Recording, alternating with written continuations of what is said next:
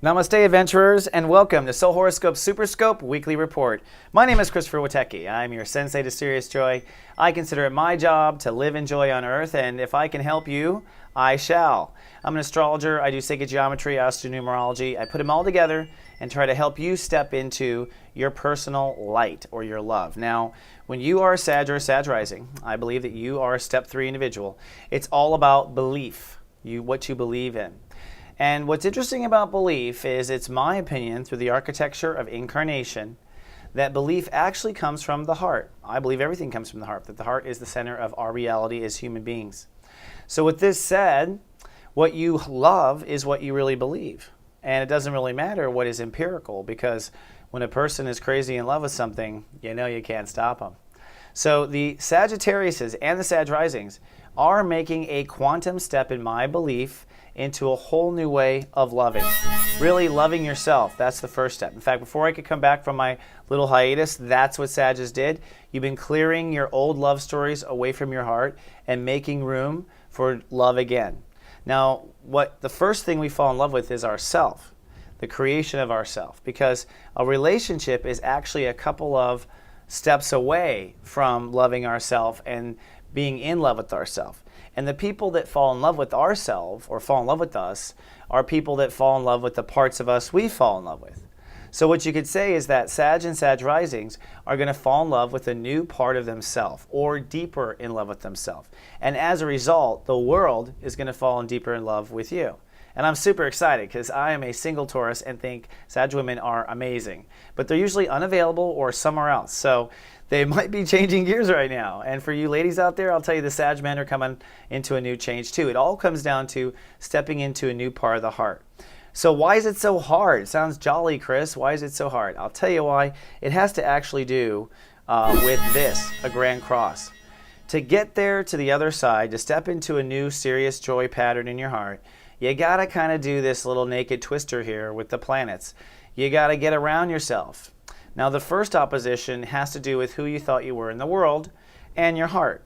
You might have been chasing after certain dreams in the world, chasing after certain social status, chasing after certain titles, chasing after certain degrees, chasing after certain things. Those things might have been what you thought your heart wanted. They might have been what you thought your heart wanted, or not.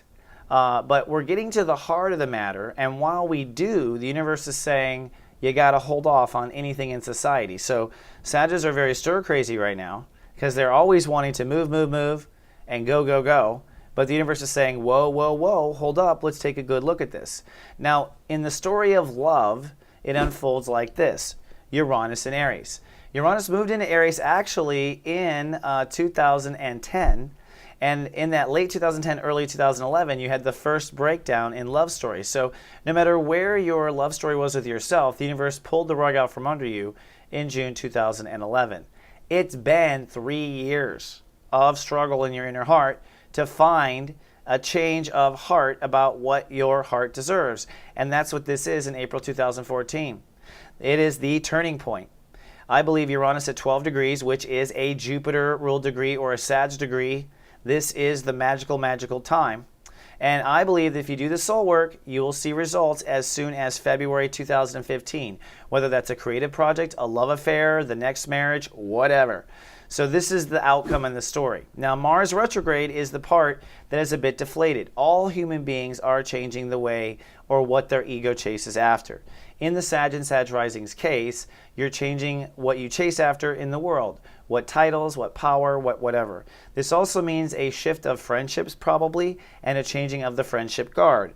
You resist these types of things, so this is part of the reason why it's slowing down.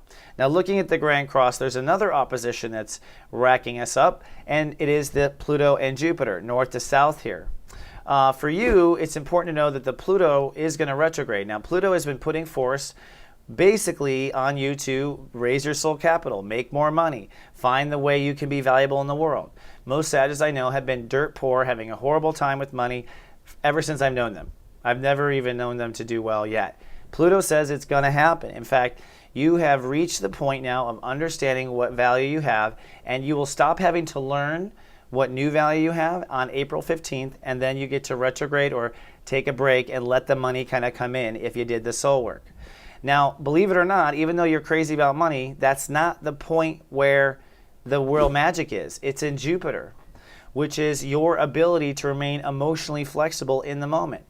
The whole point, I think, of the planets now is saying, for Sag and Sag risings, remain flexible in how it's done, when it's done, everything. Just be there emotionally for yourself. And when you are having a hard time dealing, be there for yourself with your own edge issues rather than worry about what's going to happen in the world.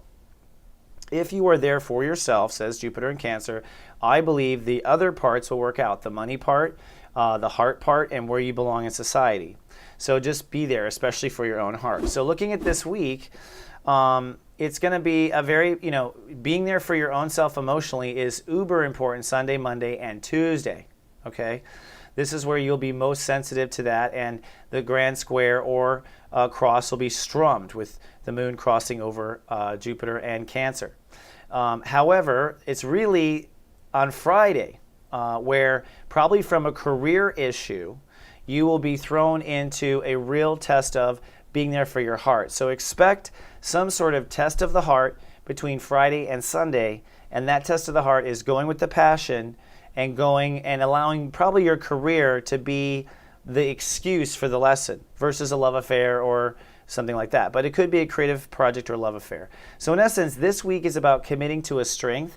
The strength is a new dedication to your own heart and a new emotional responsiveness every step of the way. That's new strength.